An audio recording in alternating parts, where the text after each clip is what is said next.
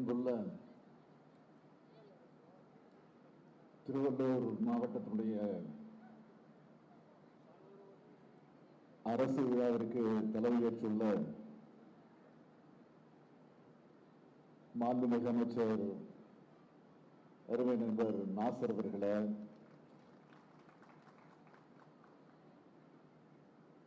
நாடாளுமன்ற உறுப்பினர்கள் திராவிட ஆழ்வார் ஜெகத் ரட்சகன் அவர்களே, முன்னாள் IAS அதிகாரியும் சிறப்பாக செயல்பட்டுக் கொண்டிருக்கக்கூடிய நாடாளுமன்றவாதியுமான திரு சசிகாந்த் செந்தில் அவர்களே, சட்டமன்ற உறுப்பினர்கள் திரு ராஜேந்திரன் அவர்களே, திரு கோவிந்தராஜன் அவர்களே, திரு கிருஷ்ணசாமி அவர்களே, திரு துரை சந்திரசேகர் அவர்களே, திரு சுதர்சனம் அவர்களே, திரு சந்திரன் அவர்களே, திரு கணபதி அவர்களே, துவக்கத்தில் அனைவரையும் வரவேற்று வழங்கியிருக்கக்கூடிய திருவள்ளூர் மாவட்டத்தின் ஆட்சித்தலைவர் திரு பிரதாப் IAS அவர்களே, ஆவடி மாநகராட்சியுடைய மேயர் திரு உதயகுமார் அவர்களே, உள்ளாட்சி அமைப்பினுடைய பிரதிநிதிகளே, அரசு உயர் அலுவலர்களே, நலத்திட்ட உதவிகளை பெறுவதற்காக வந்திருக்கக்கூடிய பயனாளி பெருமக்களே, என்னுடைய பாசத்திற்கும் பேரன்பிற்கும் உரிய சுய உதவிக்குழுவை சார்ந்திருக்கக்கூடிய சகோதரிகளே, தாய்மார்களே, பத்திரிகை மற்றும் ஊடகத்துறையை சார்ந்திருக்கக்கூடிய நண்பர்களே, பெரியோர்களே, தாய்மார்களே, நண்பர்களே,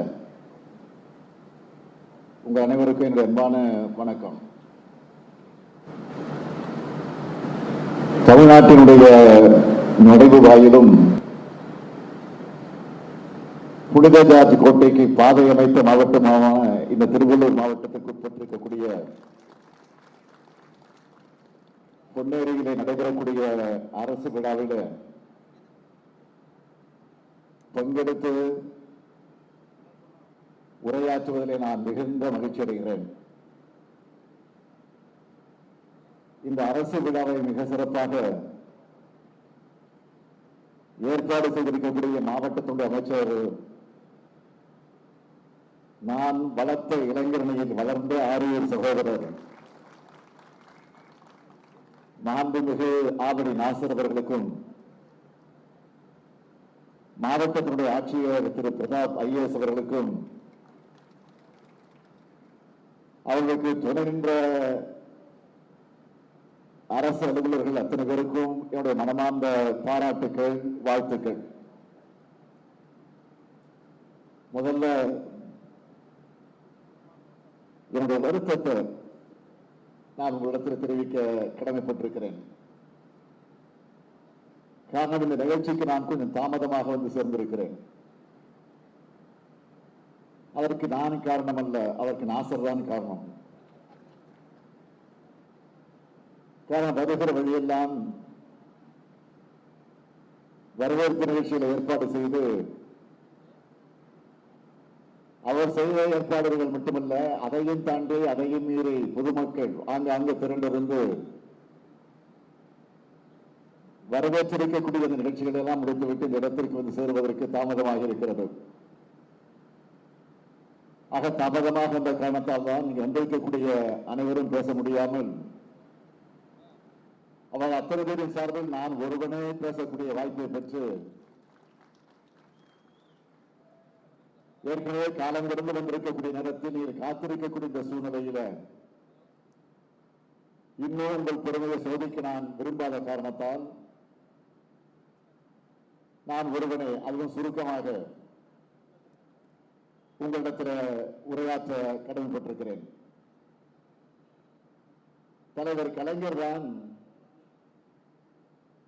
நவீன தமிழ்நாட்டினுடைய சிற்பி.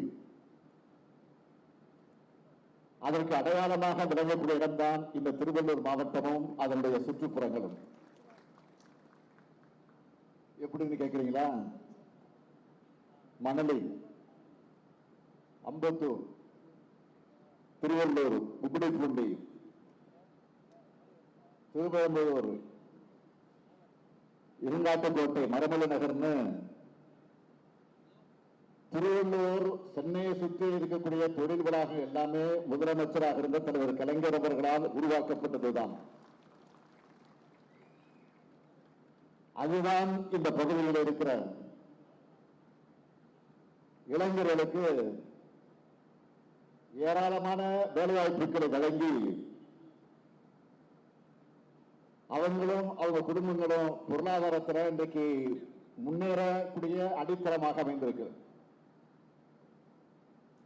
கார் உற்பத்தி தொழிற்சாலைகளை தொடங்கி கண்ணாடி உற்பத்தி தொழிற்சாலைகள் வர எல்லாமே தலைவர் கலைஞருடைய காலத்தில் தொடங்கப்பட்டதுதான். உலோக தகடு முதல் ஏர் கண்டிஷன் வர உற்பத்தி பண்ற தொழிற்சாலைகள் எல்லாம் கழக ஆட்சியில் திறந்து வச்சதுதான். கடந்த 4 ஆண்டு காலத்தில் மட்டுமே நம்ம திராவிட மாடல் ஆட்சியில உங்க திருவள்ளூர் மாவட்டத்திற்கு எவ்வளவு பணிகளை செஞ்சு கொடுத்திருக்கிறோம். அதையெல்லாம் முழுசா பட்டியல் போட்டா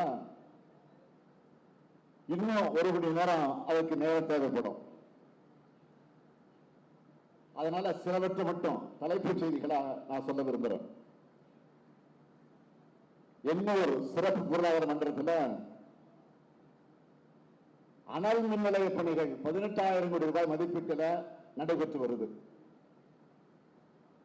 16,000 கோடி ரூபாய் மதிப்பீட்டில் சென்னை மெட்ரோ ரயில் பணிகள் இப்போ பட்டாபிராம் வர நீடித்து தரப்பட்டிருக்கு. குத்தம்பாக்கத்தில் புதிய பேருந்து நிலையம், திருத்தணியில புதிய பேருந்து நிலையம், திருவள்ளூர்ல புதிய பேருந்து நிலையம், மாநல்லூர்ல மின்வாகன பூங்கா, திருவொற்றியூர்ல கடற்கரை மேம்பாட்டு பணிகள், திருவொற்றியூர் குப்பத்தில் 200 கோடி ரூபாய் மதிப்பீட்டில் புதிய மீன்பிடி துறைமுகம், பூந்தமல்லியில அதிநவீன திரைப்பட நகரம், கவரப்பட்ட சத்தியவீடு சாலை பணிகள், திருவள்ளூர் வணக்கமம் சாலை 4 வழி சாலை ஆகப்போகுது. 60 சிறு பாலங்கள் அமைக்கப்பட்டிருக்கு. பொன்னேரி கவரப்பட்ட இடையே ரயில்வே மேம்பாலம், திருவள்ளூர்ல அறிவுசார் நகரம், திருத்தணி அரசு மருத்துவமனை தரம் உயர்த்தப்படுவது, சின்ன நலங்கூர் உயர்மட்ட பாலம், இந்து சமய அறநிலையத்துறை சார்பில் 173 கோடி ரூபாயில பெரியபாளையம் பவானி அம்மன் கோயில் திருப்பணிகள், 183 கோடி ரூபாயில திருத்தணி சுப்பிரமணிய சுவாமி கோயில் திருப்பணிகள், 52 கோடி ரூபாய் மதிப்பீட்டில் திருவேற்காடு கருமாரியம்மன் கோயில் திருப்பணிகள், 18 கோடி ரூபாயில சிறுவாதிரி பாலசுப்ரமணியசாமி கோயில் திருப்பணிகள், அம்பத்தூர்ல தொழிலாளர் தங்கும் விடுதி, திருமணிசை துணை நகர திட்டம், 78 மருத்துவ உள்கட்டமைப்பு வசதிகள், இப்படி சொல்லிக்கிட்டே போகலாம். இந்த பட்டியலை வாங்கி பார்த்தப்போ எனக்கு கொஞ்சம் மலைப்பா இருந்துச்சு. கூட நினைச்சேன், அமைச்சர் நாசர் அந்த அளவுக்கு தன் மாவட்டத்திற்கு திட்டங்களை கேட்டு வாங்கி சாதனை படைச்சிருக்கிறார். இப்படித்தான் இந்த மாவட்டம் மட்டும் இல்ல, அனைத்து மாவட்டங்களுக்கும் பல திட்டங்களை இந்த திராவிட மாடல் ஆட்சியில தொடர்ந்து நாம வழங்கிட்டு வரோம்.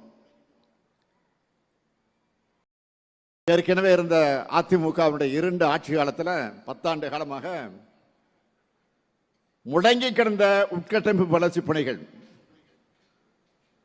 கடந்த 4 ஆண்டுகளாகத்தான் அது சுறுசுறுப்பா நடந்துகிட்டு இருக்கு. இன்று 390 கோடி ரூபாய் மதிப்பில் திட்டங்களை நான் அடிக்கல் நாட்டியிருக்கிறேன்.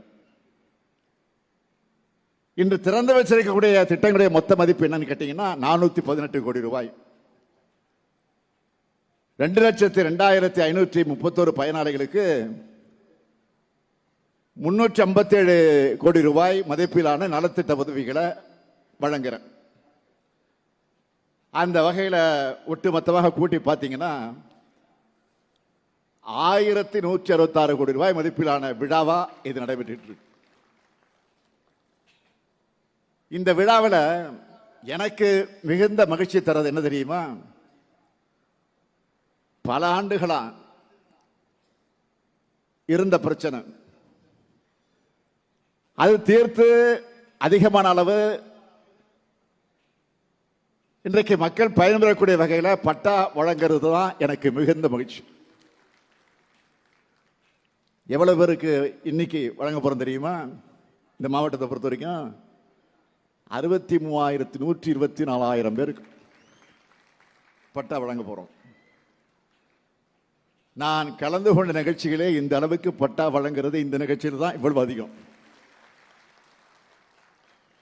இதுக்காக பாடுபட்டு இருக்கக்கூடிய வருவாய்த்துறை, மாவட்ட நிர்வாகம் அனைவருக்கும் என்னுடைய ஸ்பெஷல் பாராட்டுக்கள், என்னுடைய ஸ்பெஷல் வாழ்த்துக்கள். ஏன்னா மனிதனுடைய வாழ்க்கையில் வாழ்விடம் என்பது ரொம்ப அத்தியாவசியம், முக்கியமானது. அந்த உரிமையும் கொடுக்கிறது தான் நம்முடைய திராவிட மாடல் அரசு. திருவள்ளூர் வந்துட்டு உங்க எதிர்பார்ப்புகளை நிறைவு செய்யாம நான் போக முடியுமா? அதனால புதுசா ஒரு 5 அறிவிப்புகளை நான் இந்த விழாவில் வெளியிட போறேன். முதல் அறிவிப்பு,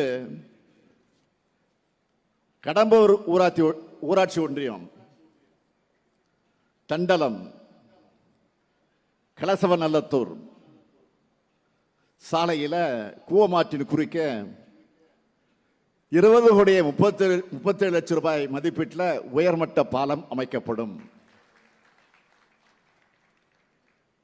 இரண்டாவது அறிவிப்பு, திருவாலாங்காடு ஊராட்சி ஒன்றியம் மணவூர் லட்சுமி விலாசபுரம் சாலையில் கொசஸ்தலையாறு ஆற்றின் குறுக்க 23,47 லட்சம் ரூபாய் மதிப்பீட்டில் உயர்மட்ட மேம்பாலம் அமைக்கப்படும். மூன்றாவது அறிவிப்பு, திருவள்ளூர் ஊராட்சி ஒன்றியம் காக்கலூர் ஊராட்சியில் தாமரை குளம் மேம்படுத்தக்கூடிய பணிகள் 2,27 லட்சம் ரூபாய் மதிப்பீட்டில் நமக்கு நாமே திட்டத்தின் கீழ் அது மேற்கொள்ளப்படும். நான்காவது அறிவிப்பு, இந்தியாவிலேயே 2வது பெரிய உப்புத்தர நில ஏரியாக இருக்கக்கூடிய பழவேற்காடு ஏரி பறவைகளுக்கான முக்கிய வாழ்விடமாகவும் சுற்றுலா தலமாகவும் விளங்கி வருது. இந்த பகுதியில் சூழலியல் சுற்றுலா வசதிகள் ஏற்படுத்தப்படும். மேலும் அங்கு இருக்கக்கூடிய வைரவன் குப்பம் மீனவ கிராமத்தில் மீனவர்களுடைய பயன்பாட்டிற்காக வலை பின்னும் கூடம் அமைத்து தரப்படும். இறுதியா மிக முக்கியமான 5வது அறிவிப்பு, வாகன போக்குவரத்து அதிகமாக இருக்கக்கூடிய திருமழிச ஊத்துக்கோட்டை சாலை 51 கோடி ரூபாய் மதிப்பீட்டில் அகலப்படுத்தி மேம்படுத்தப்படும். இப்படி நம்ம அரசோட அக்கறையான நிர்வாகத்தால அனைத்து துறையும் இன்னைக்கு வளர்ந்துகிட்டு வருது. அனைத்து தரப்பு மக்களும் வளர்றாங்க. அதனாலதான் தமிழ்நாடு அனைத்து வகையிலும் வளர்ச்சி அடையுது. தமிழ்நாடு அரசு செயல்படுத்தி கொண்டிருக்கக்கூடிய திட்டங்களால தமிழ்நாட்டில் மாபெரும் சமூக புரட்சி நடைபெற்று வருது. நீங்க பாக்குறீங்க, மகளிருக்கு வழங்குற 1000 ரூபாய் உரிமை தொகை, பெண்களுடைய பொருளாதார சுதந்திரம் இன்னைக்கு அவங்களுக்கு அளிச்சு அவங்க தன்னம்பிக்கையை உயர்த்தி இருக்கு. நீங்க என்ன சொல்றாங்க, அந்த பஸ்ஸை பார்த்து ஸ்டாலின் பஸ் என்று நீங்க அன்போடு கூப்பிடுகிற அந்த விடியல் பயணம் திட்டத்தால பெண்கள் மேற்கொள்ளுகிற பேருந்து பயணங்கள் அதிகரிச்சிருக்கு. அது மட்டுமா, காலையில் பசியோடு பள்ளிக்கு வந்த மாணவர்கள் இப்போ சூடான சுவையான ஊட்டச்சத்து உணவை கால உணவு திட்டத்தில் சாப்பிட்றாங்க. இதனால அவங்க வருகை அதிகரிச்சிருக்கு, தாய்மாருடைய பணிச்சுமை குறைஞ்சிருக்கு. குழந்தைகள் சத்து குறைபாட்டை போக்க கர்ப்பிணி தாய்மார்கள் மற்றும் குழந்தைகளுக்கான ஊட்டச்சத்தை உறுதி செய் திட்டத்தை கொண்டு வந்திருக்கிறோம். அரசு பள்ளியில் படித்த மாணவர்களுக்கு மாதம் 1000 ரூபாய் தரக்கூடிய புதுமை பெண் தமிழ் புதல்வன் திட்டங்கள் மூலமா அரசு பள்ளியுடைய மாணவர்கள் காலேஜில் சேர்றது, கல்லூரியில் போய் சேர்றது கடந்த 3 வருஷம் பார்த்தீங்கன்னா 30 விழுக்காடு அதிகரிச்சிருக்கு.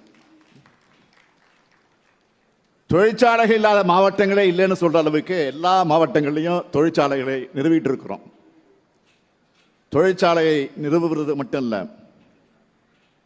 அந்த நிறுவனங்களில் பணிபுரியக்கூடிய ஏற்ற திறன்மிக்க இளைஞர்களை உருவாக்க நான் முதல்வன் போன்ற திட்டங்கள் தொலைநோக்கு பார்வையோடு உருவாக்கி இருக்கிறோம். வளமான தமிழ்நாடு மட்டும் இல்ல, நலமான தமிழ்நாடாக உருவாக்கிட்டு இருக்கோம். மக்களை தேடி மருத்துவம், இன்னுயிர் காப்போம் நம்மை காக்க 48, இது போன்ற செயல் திட்டங்களை தொடர்ந்து செஞ்சுக்கிட்டு இருக்கிறோம்.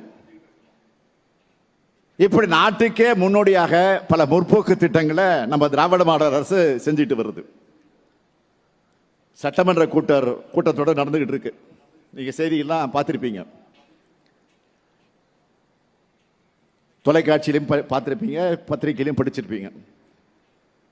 விளிம்பு நிலை மக்களுக்கு நம்ம அரசு அதிகாரம் வழங்குது.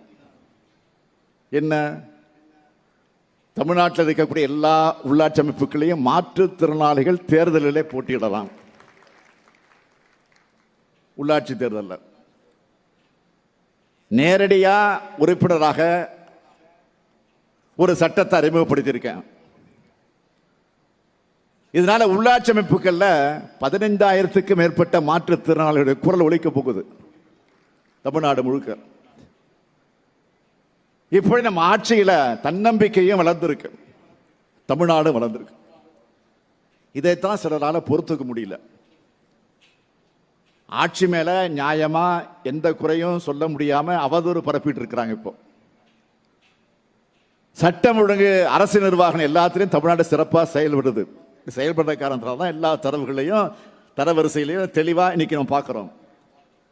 ஆனா தமிழ்நாட்டில் இருக்கிற சில எதிர்கட்சிகள் பொறுப்பான எதிர்கட்சிகளாக நடந்துக்காம தமிழ்நாட்டுக்கே எதிரி கட்சிகள் மாதிரி செயல்படுறாங்க. அவங்க எண்ணம் என்ன?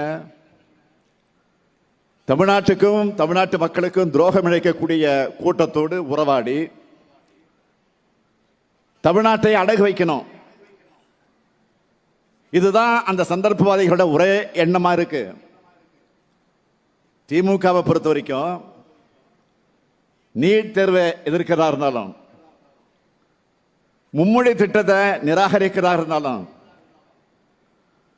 வக்திருத்த சட்டத்தை எதிர்க்கிறதா இருந்தாலும், தொகுதி மறுசீரமைப்புக்கு எதிராக பாதிப்படையக்கூடிய மாநிலங்களை ஒன்று திரட்டுறதா இருந்தாலும், நாம தான் இந்திய அளவில் வலுவா ஓங்கி குரல் கொடுத்துட்டு இருக்கிறோம்.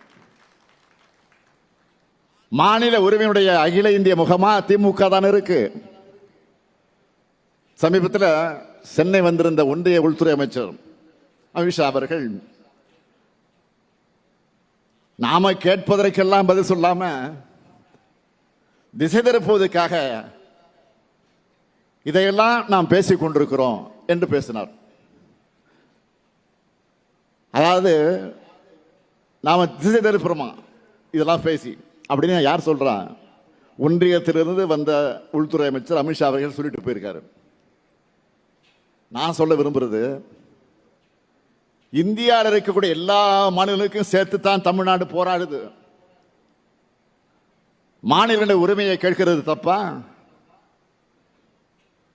நீங்க எதையும் செய்யாத காரணத்தினால தானே ஆளுநர்களுக்கு எதிராக உச்சநீதிமன்றம் வரைக்கும் போய் நம்ம வரலாற்று சிறப்புமிக்க தீர்ப்பு பெற்றோம்.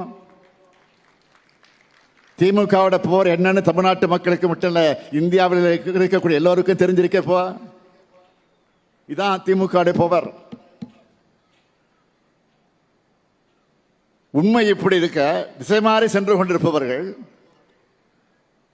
திசை காட்டிகளாக இருக்கிற எங்களை பார்த்து திசை புலம்ப வேண்டாம். நான் கேட்பது, மாண்புமிகு ஒன்றிய உள்துறை அமைச்சர் அமித்ஷா அவர்களை, நீட் தேர்வில் விளக்கு தருவோம்னு உங்களால் சொல்ல முடியுமா? இந்தியை திணிக்க மாட்டோம்னு உங்களால் உறுதியளிக்க முடியுமா? தமிழ்நாட்டுக்கு இவ்வளவு சிறப்பு நிதியை கொடுத்திருக்கிறோம்னு பட்டியல் போட முடியுமா? தொகுதி மறுசீரமைப்பால தமிழ்நாட்டோட பிரதிநிதித்துவம் குறையாதுன்னு வாக்குறுதி கொடுக்க முடியுமா? நாங்க செய்யறது திசை திருப்பல்னா இதுக்கெல்லாம் தெளிவான பதில தமிழ்நாட்டு மக்களுக்கு ஏன் நீங்க கொடுக்கல? அடுத்து கொஞ்ச நாளைக்கு முன்னாடி தமிழ்நாட்டுக்கு நம்முடைய மாண்புமிகு பிரதமர் அவர்கள் வந்தார்கள். ராமேஸ்வரத்துக்கு வந்தார்கள், ராமநாதபுரம் மாவட்டத்துக்கு வந்தார்கள், பாலத்தை திறந்து வைக்க வந்தார்கள். வரட்டும், அதை நாங்கள் விமர்சிக்க விரும்பல. ஆனால் என்ன பேசிட்டு போனாருங்க? எவ்வளவு கொடுத்தாலும் இங்கே அழுகுறாங்க, எவ்வளவு நிதி கொடுத்தாலும் நம்ம அழுகுறோமா அப்படின்னு பேசிட்டு போயிருக்காரு. நான் மிகுந்த அடக்கத்தோடு மரியாதையோடு மாண்புமிகு பிரதமருக்கு நினைவுபடுத்த விரும்புவது, ஒன்றிய அரசிடம் கையேந்தி நிற்க மாநிலங்கள் பிச்சைக்காரர்களான்னு யாரு?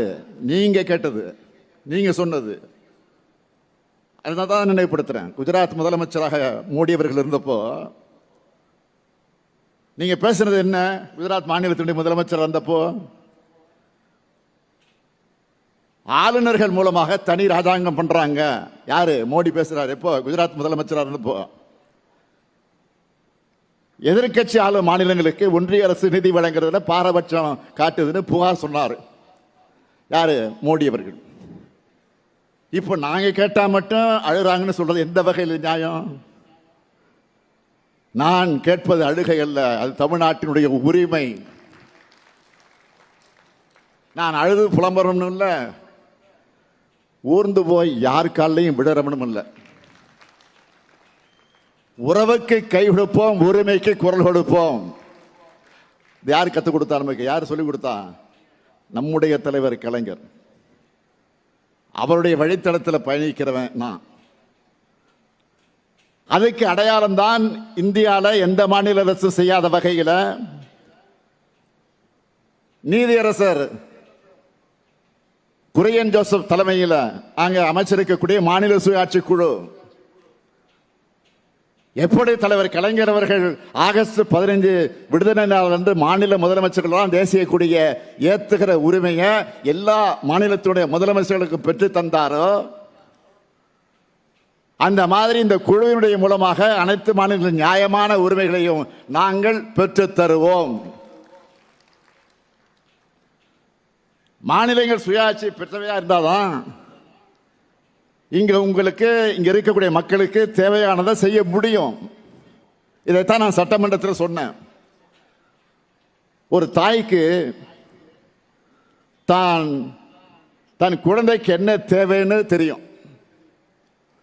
ஒரு தாய்க்கு தான் தெரியும் தன்னுடைய குழந்தைக்கு என்ன வேணும்னு.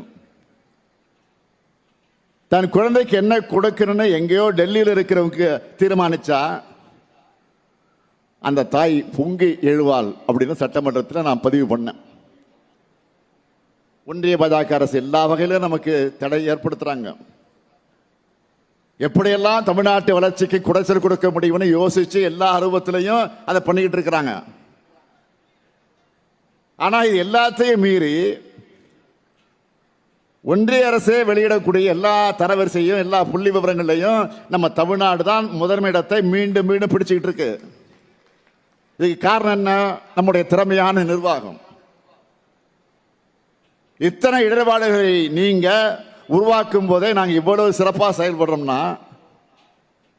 எங்களை வஞ்சிக்காம தமிழ்நாட்டுக்கு நியாயமா கிடைக்க வேண்டிய நிதியை கொடுத்தா, எங்க உரிமைகளை தடையிடாம இருந்தா எங்களால் இன்னும் பல மடங்கு சிறப்பாக செயல்பட முடியும். நீங்க செய்யலன்னா நீங்க ஏற்படுத்துகிற தடைகளை எல்லாம் ஒவ்வொன்றா சட்டபூர்வமா உடைச்செறிவோம். அது மட்டுமல்ல, தமிழ்நாட்டை எல்லா துறைகளில் நம்பர் 1 மாநிலமாக மாற்றுவதற்கு நாங்கள் உழைச்சு கொண்டே தான் இருப்போம். இதனாலதான் தமிழ்நாடு மட்டும் எப்படி தனித்துவமா இருக்கலாம் நீங்க நினைச்சு ஒன்றிய உள்துறை அமைச்சர் அமித்ஷா அவர்கள் சொல்றாரு, நாங்க 2026 நாங்க தான் ஆட்சி அமைப்போம் நாடாளுமன்றத்தில் பேசுறாரு. தமிழ்நாட்டுக்கு அதையே சொல்லிட்டு போயிருக்கிறாரு. நான் அவருக்கு சவாலா ஒன்னு சொல்லிக்க விரும்புறேன். டெல்லியின் ஆளுகைக்கு தமிழ்நாடு என்றைக்குமே அடிபணியாது. அப்படி ஒரு தனி குணம், ஒரு தனித்தன்மை கொண்டவங்க நாங்க. மற்ற மாநிலங்களில் போய் அங்கே உள்ள கட்சிகளை உடைச்சு ரைடு மூலமா மிரட்டி ஆட்சி அமைக்கிற உங்க ஃபார்முலா எங்க தமிழ்நாட்டில் வேலைக்காகாது. நீங்க ஏமாற வேண்டாம். 2026 திராவிட மாடல் ஆட்சி தான். எங்க தமிழ்நாடு எப்பவுமே டெல்லிக்கு அவுட் ஆஃப் கண்ட்ரோல் தான். இங்க இருக்கக்கூடிய சிலரை மிரட்டி கூட்டணி வச்சுட்ட நீங்க ஜெயிக்க முடியுமா? உங்க பரிவாரங்கள் எல்லோரையும் சேர்த்துக்கிட்டு வாங்க, நீங்க ஒரு கை பார்ப்போம். நான் கேட்கிறது, தமிழர்களை எப்படியெல்லாம் நீங்க கொச்சைப்படுத்தினீங்க. அண்மையிலே கூட ஒன்றிய கல்வி அமைச்சர் தர்மேந்திர பிரதான் அவர்கள் தமிழர்களுடைய நாகரிகம் இல்லாதவங்கன்னு சொல்லிட்டு மன்னிப்பு கேட்டார.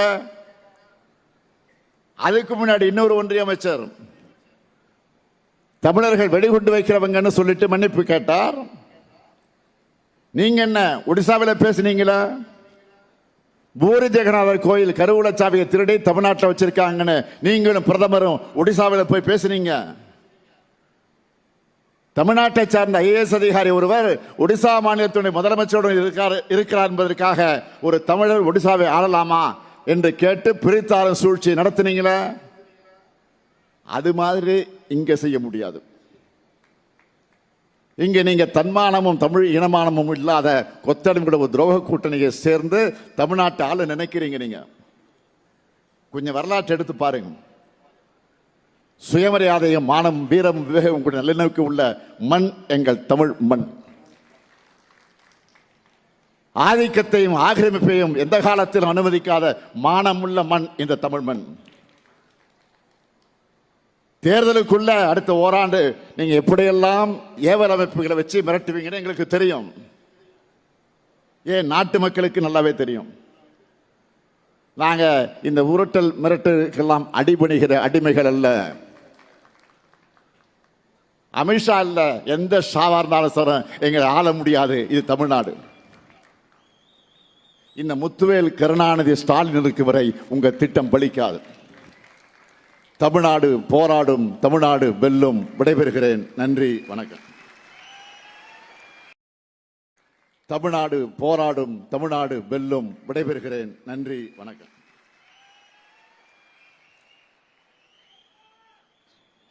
ஒட்டுமொத்த மாநிலங்களுக்குமான உரிமை குரல், மாநில சுயாட்சிக்கான குரல் நம் மாண்புமிகு தமிழ்நாடு முதலமைச்சர்